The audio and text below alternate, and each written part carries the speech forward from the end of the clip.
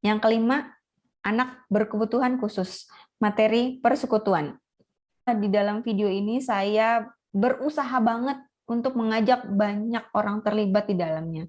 Tidak terkecuali anak yang berkebutuhan khusus. Mereka juga punya keinginan untuk dapat melayani.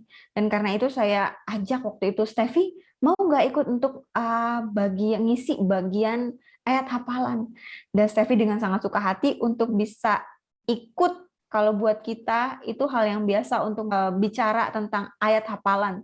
Tapi buat anak yang berkebutuhan khusus, setiap kata itu sangat sulit untuk dikatakan dengan pas.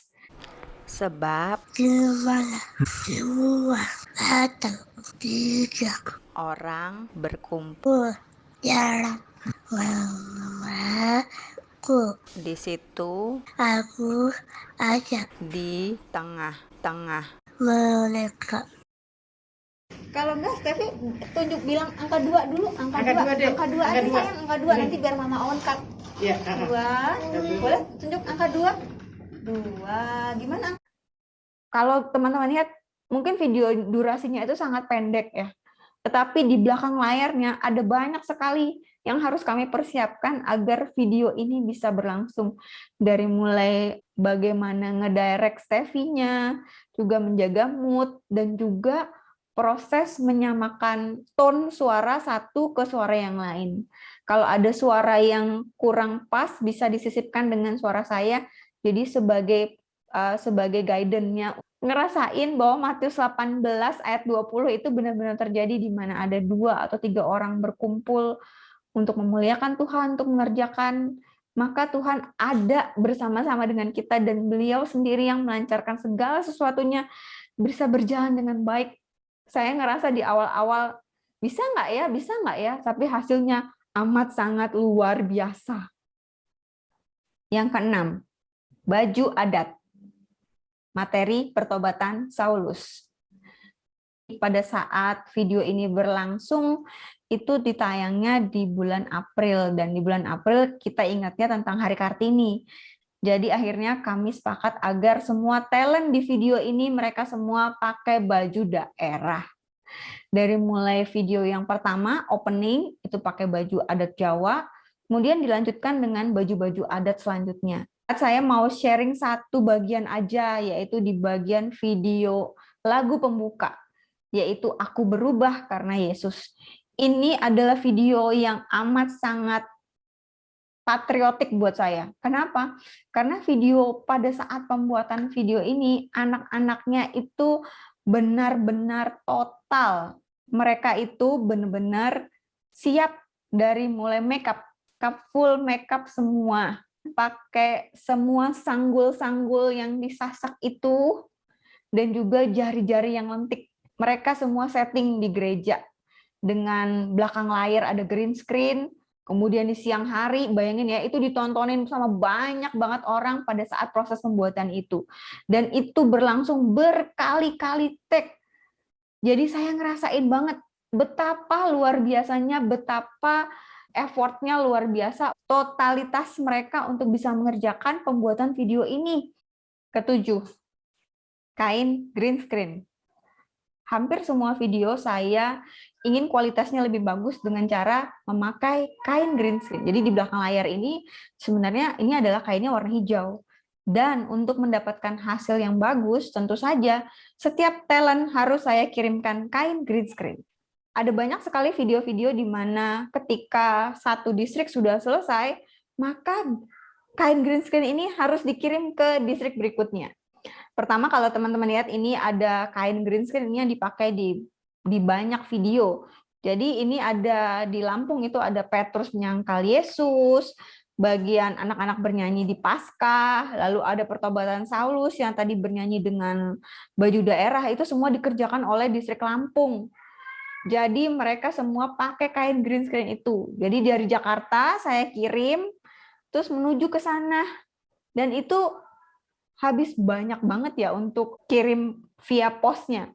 Udah selesai mereka bikin video, kain green screen itu kemudian dikirim lagi ke Kalimantan. Lalu dibuat untuk bikin beberapa video seperti video Kemeteraian Kudus, lalu kedatangan Kristus, dan juga materi persekutuan. Jadi bayangin aja teman-teman, ini ibarat kata kalau kain green screen itu bisa bicara, saya benar-benar udah jalan-jalan ke banyak tempat karena saya membantu pelayanan Tuhan. Bisa-bisa ya, harga kain green screen ini sama biaya pengirimannya jauh lebih mahal biaya pengirimannya.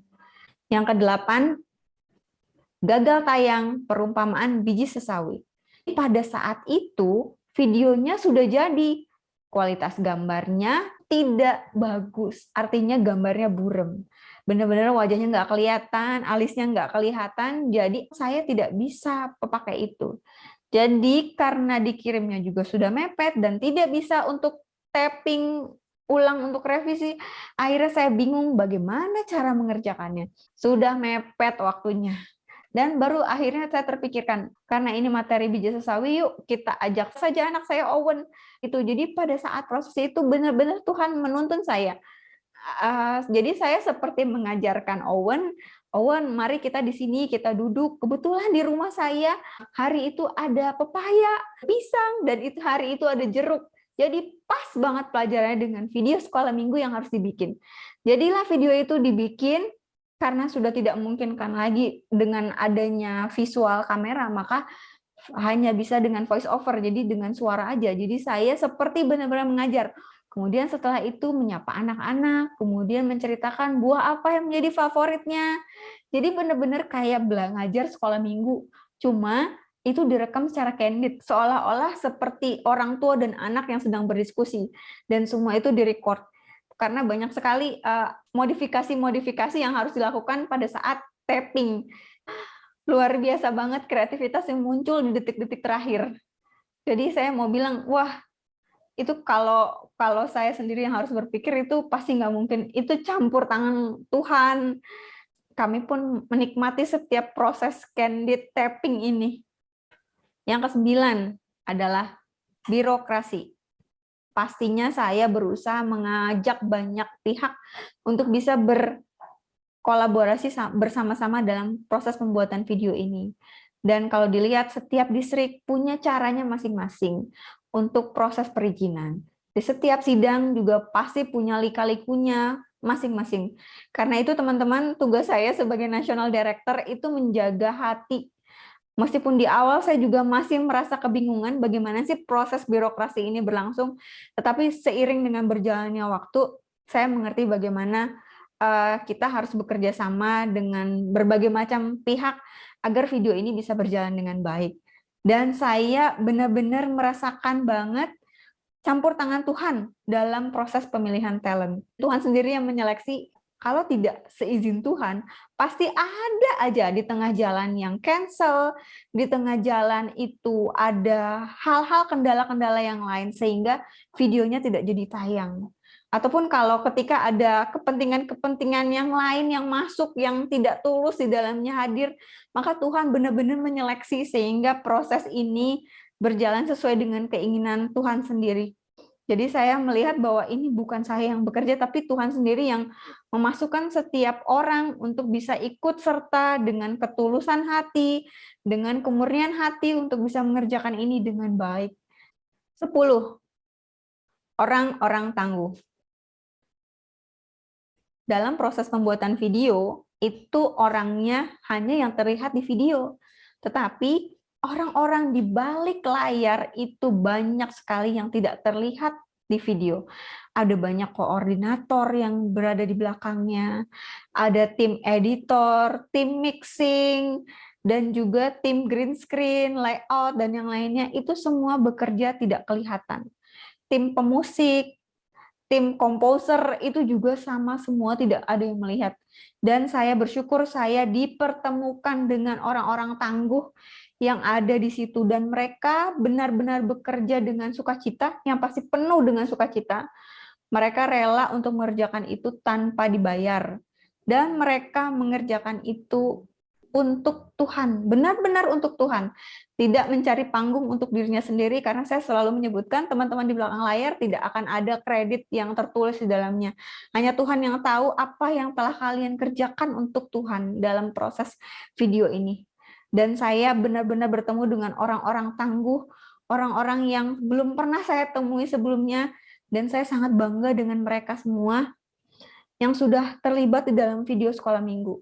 Kami tidak bisa memberikan apa-apa selain ucapan selamat atas semua kerja keras yang telah Engkau berikan.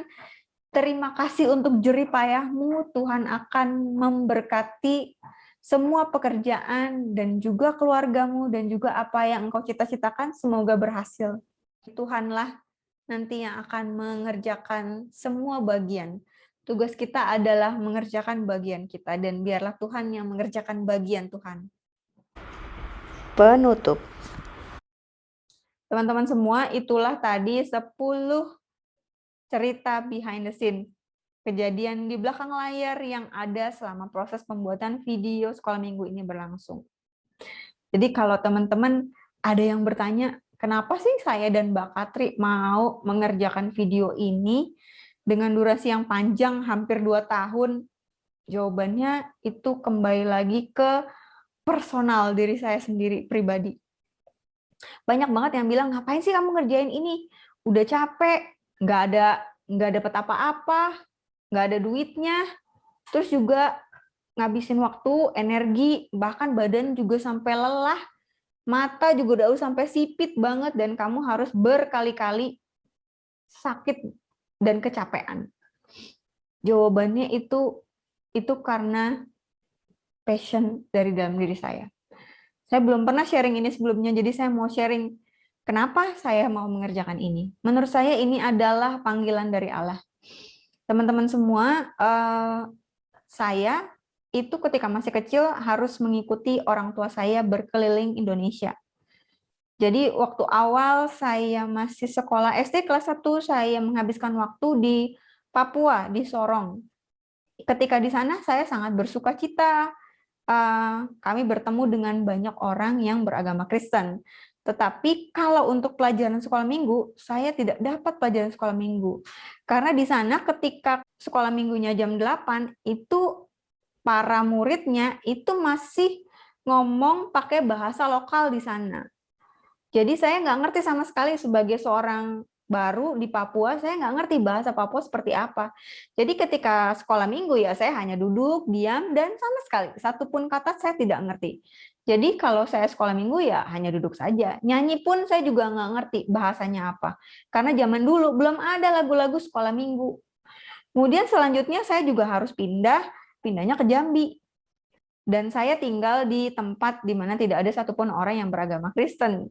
Jadi kebaktian aja kami di rumah bersama ayah saya. Dan tidak ada pelajaran sekolah minggu. Jadi saya adalah orang yang nggak pernah merasakan pelajaran sekolah minggu. Dan sampai akhirnya saya pindah ke Jakarta, saya hanya menikmati apa itu sekolah minggu hanya beberapa bulan. Jadi saya nggak ngerasain seperti apa ya indahnya sekolah minggu. Kemudian saya sudah langsung beranjak karena sudah SMP ya harus ikut katekisasi waktu itu. Jadi saya ngerasain sedih ya, saya nggak ngerasain seperti apa sekolah minggu. Jadi karena itu saya ingin agar anak-anak, apalagi dalam masa pandemi ini, karena keterbatasan, mereka jadi nggak sekolah minggu, dan kami nggak ingin itu terjadi. Cukuplah saya yang harus merasakan tidak sekolah minggu, tapi buat anak-anak semua yang lain, mereka harus bisa sekolah minggu. Dan akhir kata, saya mau bilang bahwa teruslah melayani anak-anak, teruslah ambil aktif dalam pelayanan, apapun yang teman-teman bisa kerjakan, dan lakukan itu dengan sepenuh hati. Lihatlah bagaimana Tuhan bekerja dengan memberikan mukjizat-mukjizat dalam setiap proses-prosesnya. Oke, demikian sharing dari saya. Semoga ini bermanfaat, semoga ini menginspirasi teman-teman semua untuk bisa terus semangat. Dan sampai jumpa lagi. Terima kasih. Tuhan Yesus memberkati.